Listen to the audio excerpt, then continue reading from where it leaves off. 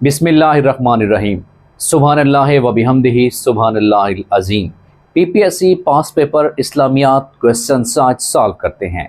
सबसे पहला हमारे पास सवाल है, कुरान मजीद की कौन सी सूरह के आगाज़ में बिस्मिल्लाह नहीं आती? वो सूरत सूरह तौबा है कि जिसके शुरू में बिस्मिल्लाह नहीं आती। एक और सवाल ये भी बन सकता है कि कुरान मजीद की कौन सी ऐसी सूरत है जिसमें 2 दफ़ा बिस्मिल्लाह आई है? तो वो याद रखिएगा सूरह नमल है। सूरह नमल जिसमें 2 दफ़ा बिस्मिल्लाह आई है, 2 दफ़ा बिस्मिल्लाह आई है।